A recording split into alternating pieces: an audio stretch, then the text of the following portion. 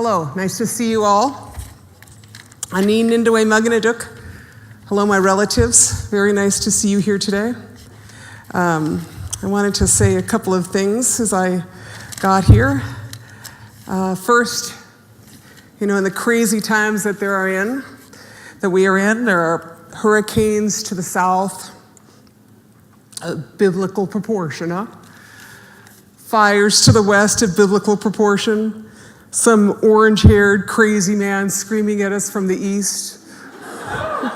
Pretty much, right? Causing problems of biblical proportion. Is that right? And I'm not even a Christian, right? So I just like wow, So the question is, what are we gonna do? What are we gonna do? And I feel like that's a little bit of this moment that we are in and what we are gonna do here. We're gonna talk about that, and that's what we've been talking about all day. And I would have been with you here all day, but I wanna acknowledge first that I have bowed my head to the mother of all flus for about a week. I'm better now, but there were just so many of you today. And I thought, I think I'm just gonna stay quiet for the day and come out for the evening. So, these are twisted, are they? It's okay, good. Am I okay now? Okay, we're all good now. I wanna also acknowledge the Arapaho people from here and their land, Oma, a king upon which we stand. So as I thought about what to discuss here today, I wanna talk about this time and what I refer to as kind of this time. In our prophecies, this is called the time of the seventh fire, or the time that is told by us a long time ago. Our prophets told us that this time would come. It's known as the time of the seventh fire. And in that time, we are told that we will have a choice between two paths, or two mikanas. And they say that one path will be well-worn, but it will be scorched. And the other path, they say, will not be well-worn, and it will be green. And it would be our choice upon which path to embark. And that is what the Anishinaabe prophets told our people many, many, many, many years ago. And what I would say is that I think that that is not just where we are as Anishinaabe people. I think that's where we are as North America. I think that's where we are as a world. It's a question of where you're gonna go, what you're gonna do, and what are you gonna do in this very moment that we are in.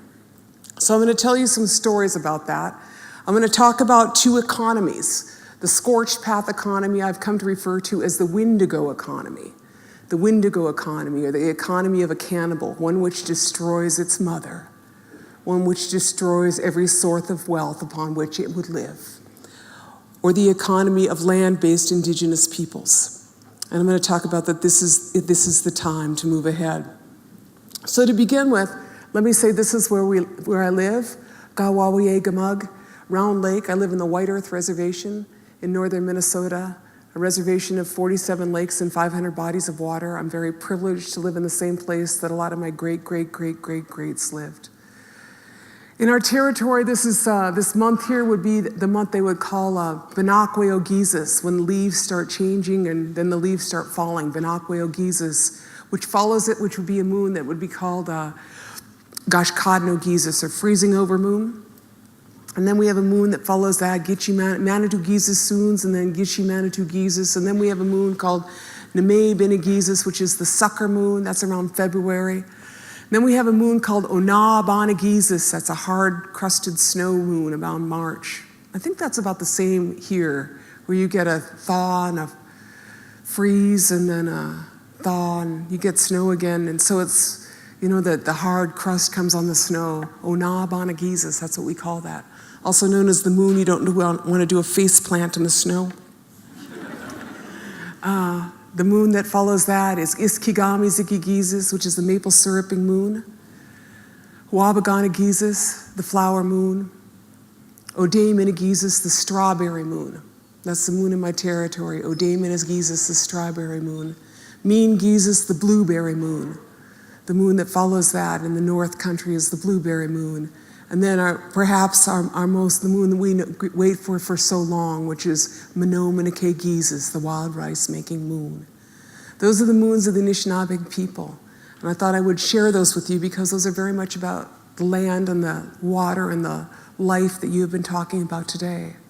Because we have an entire world view, an entire time, it's calendar that's really based on the natural world. I thought you might like to hear some of the names and some of my language. And then, did you also notice that none of those moons is named after a Roman emperor? Did y'all see that, right? So I just want to say it's okay. Y'all be good without empire. Just let it go, okay? Just let it go. It's like way too much work. And that is really a little bit of this time when we have this opportunity to think where we're going. And it's possible that some of the paradigm which got us into this situation may not have the answers to get us out. And so it's going to be important to be the people that have the courage to look into the paradigms that will save us all, as we work together. So this is art from my territory. The artist is named Roy Thomas. And this piece is called We Are All in This Together. We're all in the same boat, right? I kind of feel like that's where we are. No matter where we come from, we're all in the same boat. And so let us figure what kind of a future we can make for our children. But as I think about this, I think about let us make America, let's talk about making America great again, right? And so my idea of when America was great was when there was 8,000 varieties of corn, right? And all those corn varieties were developed for so many reasons and are so beautiful, and many of them still exist, but none of those were developed by guys from Monsanto, right? None of those were developed by guys with white suits on. Most of those varieties were actually collected and chosen by women. And women are the best at seed selection because we know not only how it grows, but we know how it saves and how it cooks. And so that is why historically the best seed savers and a lot of the great seed, collections and development has been by women. And so I just want to acknowledge that's when America was great, with great agrobiodiversity, great biodiversity, 50 million buffalo, single largest migratory herd in the world. That's when America was great. You talk about the 28 million cattle in agriculture today that are in the same territory that once had 50 million buffalo, and those buffalo did not require feedlots. Those buffalo knew how to live through on prairie grass, the 250 species of prairie grass that existed there. Those buffalo knew how to live. And then this is where we got to, right? This is art by a guy named Wotan. And a lot of this you can get at Honor the Earth, but he's one of our remarkable artists. I'll show you a piece of his work at the end. And I think that this is kind of the choices that have been made and the choices that should be made in this moment that we were in. So as I think about now, I'm going to tell you a little bit of my story. This is my territory. I live in a place where I would say we have a pretty sustainable economy. Say you could harvest wild rice on the same lake for 10,000 years. That's pretty good, huh? And all you have to do is take care of the lake. All you have to do is make sure that you do your prayers and your ceremonies because your lake is going to be good because you're going to make sure nothing crazy gets into your lake. And you go out there in Menominee-Gises, the wild rice-making moon, and you put your prayers out and you take your 2 sticks, your rice knockers and your partner and your pole and your canoe, and you go head out there into the lakes that your ancestors have been on for 10,000 years. And you go push out into the middle of the lake and you smell that fall. You smell what it is to be like in the middle of a lake, and you knock that rice into your canoe, bring 1 stick over and knock it over like this. That's how you get that rice in. And you fill your canoe with wild rice. And then you bring your wild rice in and you bag it up and you parch it over a fire. This is so old, our rice. This is called cosmogenealogy. That's a painting of some of our magical beings that are spirit beings rising.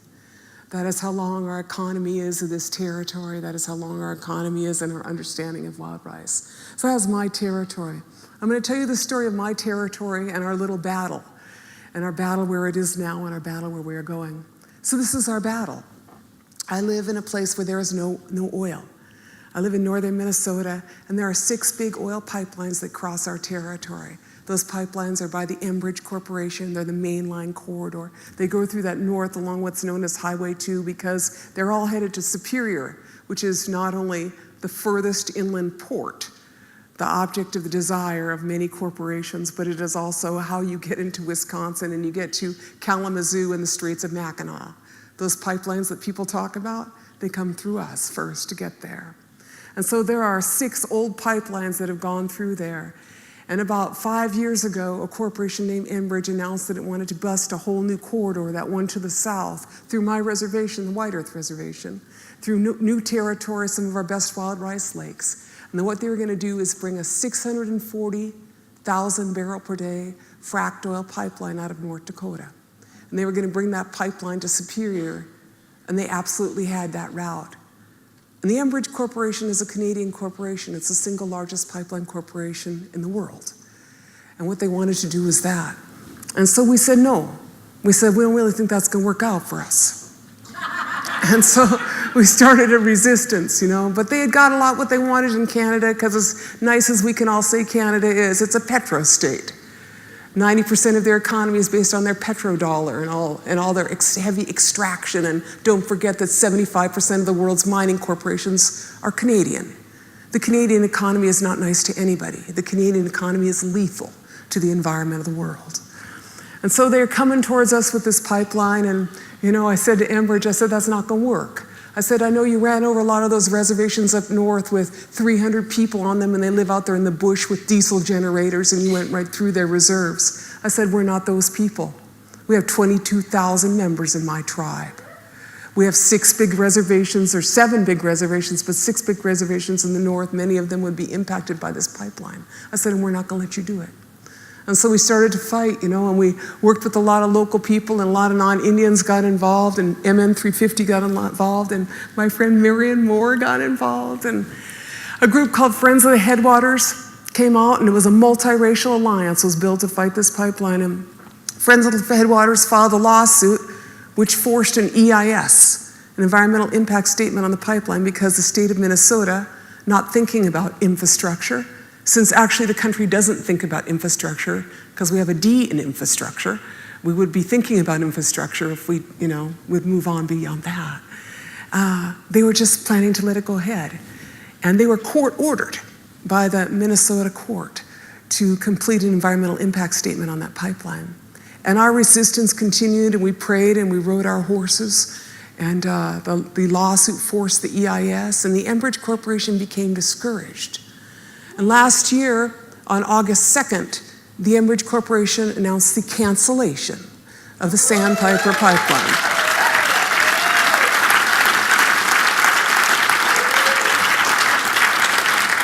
So I want to tell you that it is possible to defeat a large oil pipeline. It is possible, but it is a lot of work, but you have to stay on it.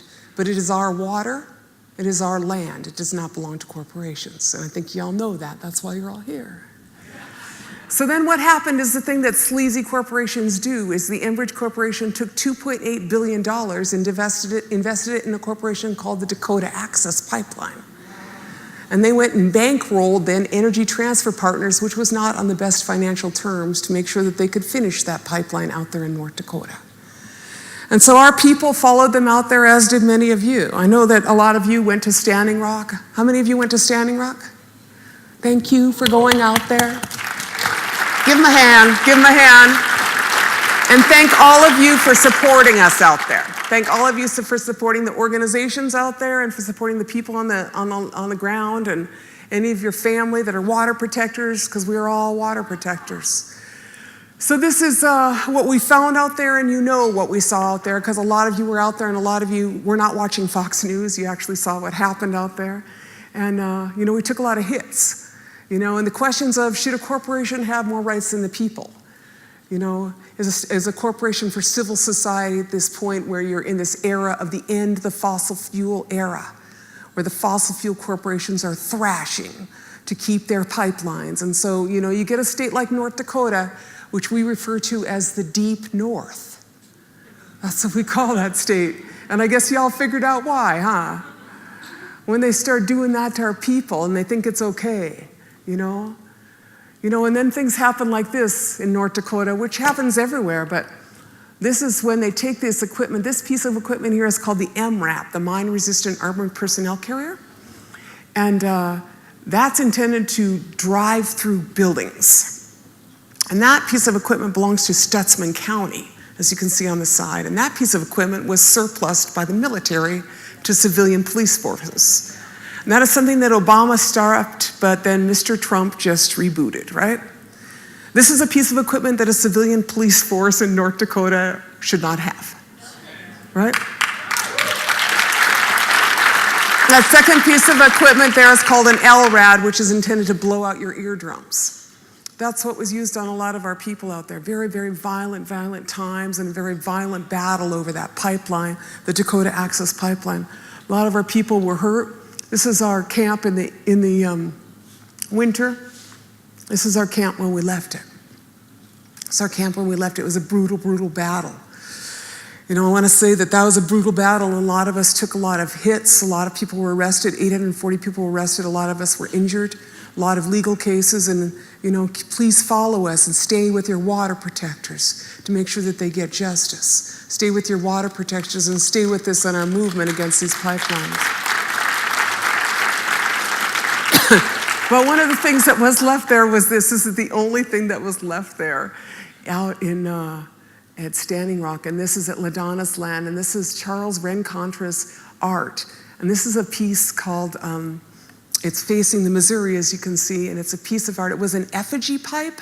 I don't know if anybody knows what an effigy pipe is. If it's like old school, so this little dude was sitting on a pipe that you would smoke with your tobacco, right? Y'all follow me now? And so he would be looking at the bowl, right? And the pipe had a name, because the pipe was so powerful. And the pipe was called Not Afraid to Look at White Man. Is that cool or badass or what, huh? So this guy, Charles Rencontra, decided he should make a statue called Not Afraid to Look. And that statue, one version of it is at the Institute for American Indian Arts. The original is at the Institute for American Indian Arts Museum in Santa Fe, New Mexico. And this second, the only other piece is here, and it's still the only thing remaining in the camp at Standing Rock. It's Not Afraid to Look. So I'm kind of proud of that moment. And I want to say that the piece that was at the Institute for American Indian Arts is coming to us in Duluth, Minnesota, and it will be overlooking our Great Lake. Because art is cool, right? Yeah, I just want to say art is really cool. So I'm going to talk about the economy we're going to build. And what I want to say is something that y'all know because you're all super smart, which is, there's a few things. Like the guy to the east is a completely dangerous idiot, right? But this is my belief. My belief is that they took the political system, but they did not take the economic system. And so what we're going to do is we're going to retake control of the economic system through relocalizing it and through transforming it. And so let's talk about how we're going to do that, okay? So we're going to grow our local food, but we're also going to grow food that is specifically great for climate change, right? So I tell you this because this variety of corn I grow here is called a Bear Island Flint. It's a varietal that came out of Bear Island, an island in the middle of the Leech Lake Reservation in Minnesota. It's a hominy corn, pasoli. Does this mean something to y'all? Oh, see, you guys are all farmers. It's like so easy to talk to you, right? Okay, and this is what I grow. I'm a farmer too. But so we grow this variety, and it's about 90 days or 80 days. It's but it's drought resistant. It's frost resistant, and it's when the big winds came through, its standability is very good. It blew over Monsanto's varieties, but my variety stood. So my suggestion is, and then it's got twice the protein and half the calories, right? So grow for climate change, right? The other thing about it is that this kind of corn, and I got some other things we could talk about, but I know y'all were talking about like squash. Like you want low carbon foods too? Like don't grow stuff that you gotta like do all kind of like crazy stuff to keep. Just keep some of your stuff simple, right? So that hominy corn, it keeps good. You just keep it closed up. It's like our wild rice. Keep for years. Just keep it good. So it keeps dry. It's a low carbon food. So think as we change and reduce the carbon impact and the footprint of each of our communities, where we're going to go. And these are all only grown with love and locally. And I have to always say when I talk about this is that, when I was a young woman at Harvard, my father had about 8th grade education.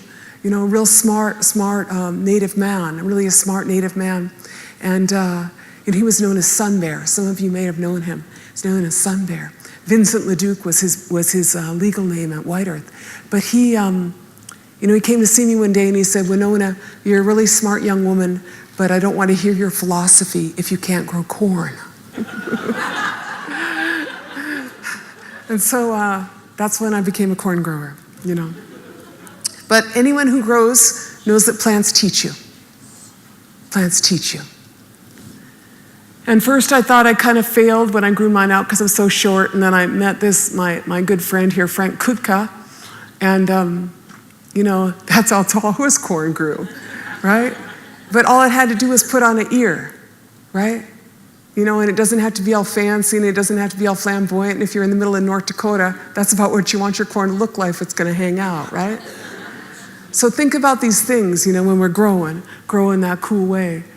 And then the other thing we're going to do is we're going to work with a lot of you are already talking about this. You're the slow money people. We're going to divest from dumb stuff, and we're going to move to just cool stuff, right? That's like the simple thing. I've been doing some work on the divestment campaigns. Particularly, we just did have BNP announce that they are not going to invest in Enbridge. So we're on our next round of pipeline battles on this new pipeline that we're facing. A 915,000 barrel a day tar sands pipeline. I'm going to talk about that in a minute. We're going to divest, and we're going to divest for other reasons like this. And I like to show this slide because a lot of you are money people. I'm an economist by training, but I was looking at this chart and I was like, man, those guys are dumb. So if you look at this in 2011, these guys, they're pretty smart guys, right? Exxon, Chevron, and ConocoPhillips, they had 80.4 billion in net income, right? In 2011. And here in 2016, hey, these guys was down to 3.7 billion in net income. The top 3 US oil companies, I feel like that they missed a memo. Do you feel like that they missed like a memo or something? You understand what I'm saying? I'm like, and if I was the CEO of Exxon and I went from 40.1 billion in net income down to 2.7 billion in net income in 5 years, I don't think I have my job anymore. No, but I would have got hired by the smartest guy in the world, because I would be Rex Tillerson. And now I would be the new Secretary of State, right? But what I'm saying is like these guys have acted like they got this all. But just look at this, from the outside, it don't look like they got this. You following me on my thinking on this? So I think it's really important to kind of like talking about the emperor's clothes and stuff like that, because they don't really have a good plan. And we can see that. It's so funny to watch Mr. Trump with his fabulous ideas. Like, now I'm going to do this. Now I'm going to do this. And now I'm going to do this. And the best example is some of these pipeline examples, because between him and Trudeau, they were all happy. They approved all these tar sands pipelines, right? Well, have you watched this at all? So, last week, Energy East, the 1.1, the 1,100 mile pipeline in Canada, the largest pipeline in Canada, Energy East, going to New Brunswick, it got canceled. It got canceled because there's not enough oil in the tar sands, and because the economics are not good, and they're having a few problems with the regulation. The Trans Mountain Pipeline, Kinder Morgan Pipeline, has I think 11 lawsuits. The province of British Columbia is suing them. Not likely that they're going to be going too far. Then a lot of people said, since TransCanada can that Energy East, because that's the same corporation as Keystone, right? Remember how that guy out east with the orange hair who screams was like, I'm going to make Keystone? Remember that? Y'all remember that? That guy's got, we're going to have Keystone. We're going to make up things that are going to happen, And then you look at that, and they ain't going to make Keystone. You know why they're not going to have the Keystone pipeline? Because they don't have any shippers. To have a pipeline, you have to have shippers. Then they got that problem in Nebraska, besides. But what I'm saying is that they have spent billions of dollars on stupid ideas. And so, I'm like a big fan of infrastructure. I'm not actually opposed to pipes. I like water and sewer. How are you feeling? You thinking water and sewer is good? I'm For instance, in northern Minnesota, we have 300 miles of pipe sitting in piles for a pipeline that is never going to be built. And you know what I say to the Enbridge Corporation? I say, send those pipes to Flint. You know what I mean? It's time to invest in infrastructure that makes sense for people and for the planet, not for some oil companies. And so I'm saying, like, this is our moment. But in the meantime, the last pipeline battle, there's only one pipeline left out of those 4. And that is a pipeline called Line 3 that they are trying to bring to Minnesota right now. Enbridge Corporation, same route, same bad plan, barreling towards us, permitted in Canada, of course, permitted in Wisconsin, right? Barreling towards us, but you know what? There are water protectors camped. Nobody in Minnesota wants that pipeline. We didn't want it the last time. We did not want it the last time. And we do not intend to let them into our territory. And so, and what I want to say is that 3 weeks ago, the state of Minnesota Department of Commerce issued a note, issued a recommendation, an initial recommendation that the permit not be granted for that pipeline. Now, we don't know if that's going to hold, because, you know, they're pretty slick, those oil company guys. So the last thing I want to say is that if you did not get a chance to get arrested at Standing Rock, please come to Minnesota in the spring, okay? What? I guarantee this is the last big pipeline battle. This is the last big pipeline battle because it is the last tar sands pipeline they are going to be able to try to build, and they are not going to build it. So please stand with us. So while we fight them off with their stupid ideas, we're going to build the next economy. Now, this is what renewables looks like, and it turns out Indian reservations are the windiest place in the world. No idea how that worked out, but we're really windy. We would just like to hook up to all that old dirty coal. We would like to not have Xcel own all of it. We'd like to own some of the wind on the wires. And this is a map by my good friend Bob Goff, who just passed away, and I just want to put it up there in his honor.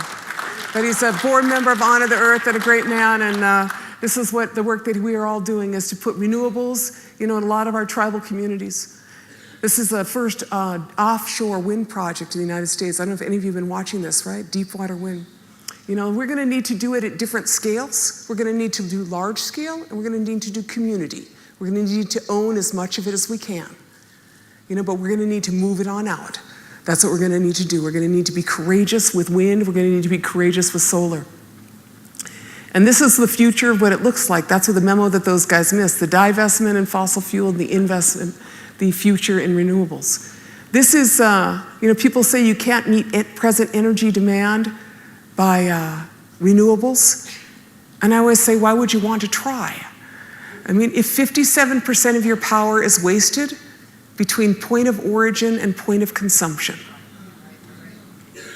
right? Inefficient systems, stupid things. You know, power plants that are like, in northern Minnesota, they have like an 80-year-old power plant. I'm like, come on. You know what I'm saying? Like, why would you want to reboot a system that inefficient? You would want to be the people that move on. You know, that would be us. And how I know this is all going to happen is because of that. And also I got to meet her in person, like one of them girl crushes, Mara Prentice. She's a physics professor at Harvard University, and I was reading about her book. I think it's called The Next Energy Revolution, but she's a physics professor, like super smart physics professor. And I saw this interview with her in my Harvard magazine, and there she was talking about how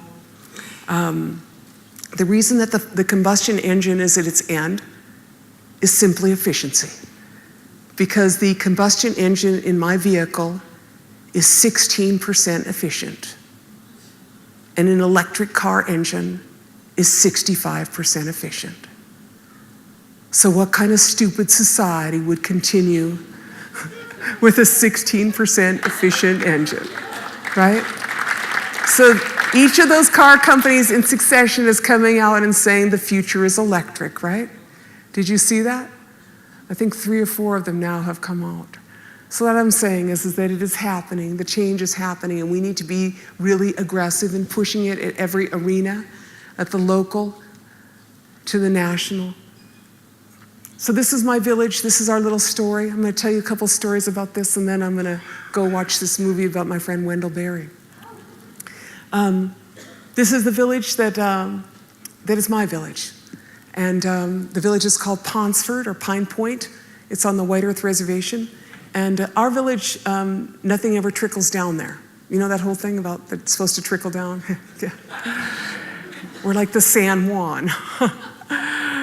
Yeah, nothing ever gets there. And so there's like 10 jobs in the village. And nobody, every statistic you don't want to have, like, I don't even say nobody has a car, nobody has a license, nobody has insurance, a meth epidemic, everything. Everything you don't want to have, we got. And then this film came out a couple years ago called The Seventh Fire. And in the film, it was, they took this snapshot of, burning in my village. And people didn't like it because that's not just who we are. So we decide, he's going to do more stuff. I mean, we were deciding it anyway, but that's what we decided to do, just starting up here. We decided to paint our houses, right? And we did this because I got to see Balmy Alley, you know what I'm talking about? Out there in the Mission, like you go down this one street and it's like every single garage is painted. And I was like, well, if we turn our housing project into an art project? So that's what we're working on. So I got 7 of these murals in there. I was all proud. My daughter calls those the Mean Girls. I think that's so funny. She's like, you got a picture of the Mean Girls? I said, well, they look nice then.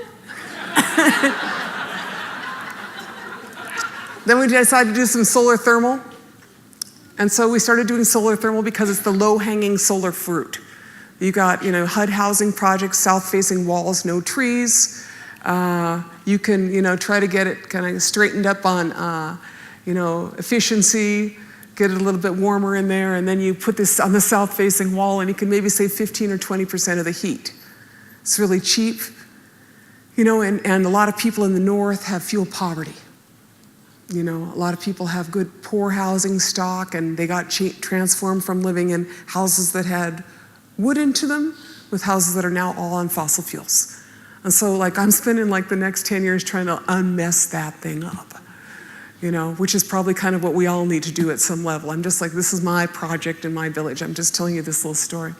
But that's what we are doing. And we are now building a solar thermal manufacturing facility in my community.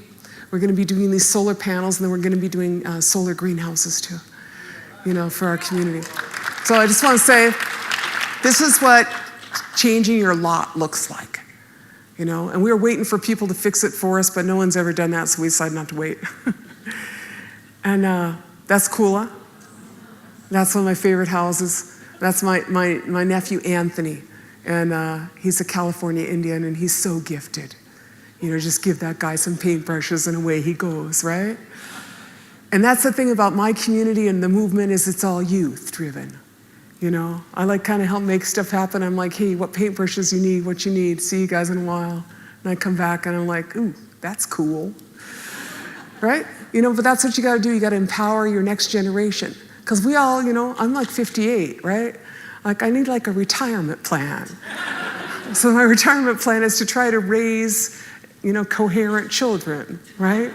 And then, raise a coherent village so I don't have to get stressed out going in my village, right? Also, we're working on here. And then that's our water tower, right?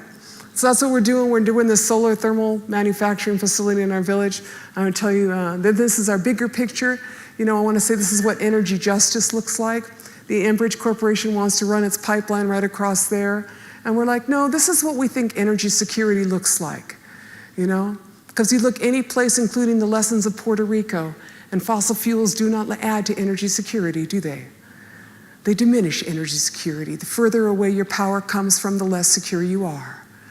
And the more stressed out you are if you've got a pipeline through there. So this is the Leech Lake Reservation's plan for solar parks.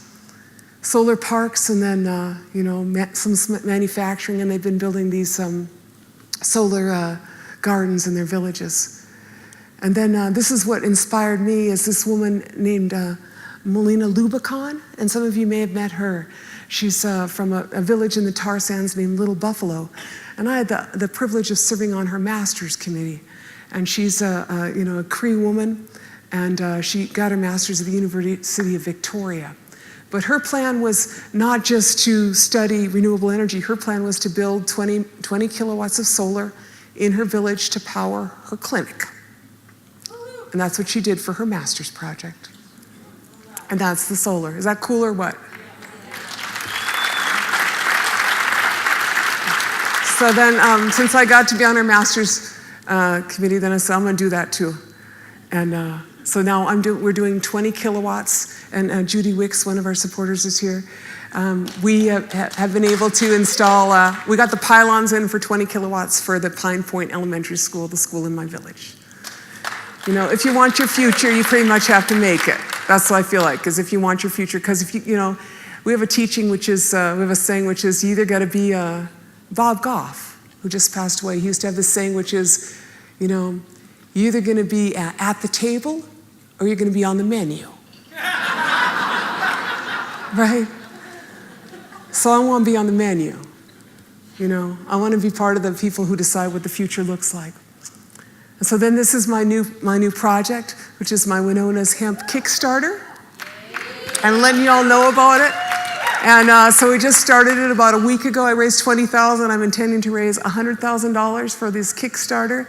I'm raising hemp for fiber. That's what I really want to do. I mean, I'm going to do all the cool CBD stuff and stuff, but everybody in this room knows that pretty much everything we wear is toxic.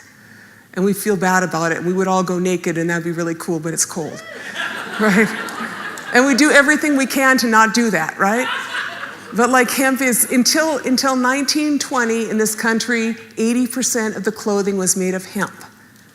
Is that like super interesting? And until 1943, Minnesota had 11 hemp mills.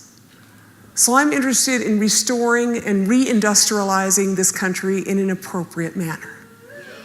It needs to be scaled right, it needs to make sense for all of us, right? So I got some cards for our Kickstarter here, but that's me in the tribal hemp crop this year.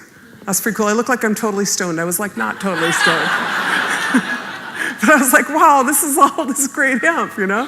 Kind of in shock, more like, right? Being in the magic of all the giant hemp plants, right? So Winona's Hemp's our Kickstarter. And I just want to say that besides hemp, I'm going to grow all these cool vegetables that I already grow in the same farm with the hemp and with our horses. I don't know if you know this, but I actually farm with horses. That's me. I'm kind of like the reduced petroleum girl with the horses. And so I grow this really cool squash, and these are some of the kids I grew their corn. But, you know, there's other really remarkable projects. Some of my friends are going up to see. One of my favorite projects is Thunder Valley Community Development Corporation. Thunder Valley Community Development Corporation is on the Pine Ridge Reservation in South Dakota. Brilliant, brilliant thinkers, and one of the most brilliant is this young man on the right. I knew him since before he was born. His name is Nick Tilson. Nick Tilson, a brilliant thinker about where the future is going to be for our community. So it's a CDC, Community Development Corporation. And just to say, like the movement that he is pushing, including the Standing Rock CDC out there on Standing Rock, is you know, a stable CDC-based investment opportunity for funders and allies to make the future of Pine Ridge and other communities. They do a lot of sustainable housing work, right? And then there's this question, should we liberate Puerto Rico or not? You know, what does Puerto Rico's moment teach us? You know, as I look there at the disaster of everything, right? And then, you know, it's so tragic to watch Trump try to figure out a lot of things or nothing or whatever it is. But, you know, I was looking at that and I was like, hey, I bet Puerto Rico's energy is, oh, that's right, it's all fossil fuels based, right? 97% fossil fuels based, all brought in through the United States, had to get the stamp of approval, extra money put on it, super high rate electricity, centralized power brought to them by some, you know, electrical generating system that didn't work, right? So this is the opportunity, and everybody knows what is going on. You know, so I first heard that thing like that Elon Musk was like, we're just gonna make it all solar, right? Did y'all hear that? Yeah, and I was like, wow, that's cool. And then I look it up today and they are just doing that. Did y'all see that? $1.2 million is ready to move towards Puerto Rico to solarize that darn country. And so what I wanna say is that a good thing to do, Americans, is to help liberate one of the colonies, right?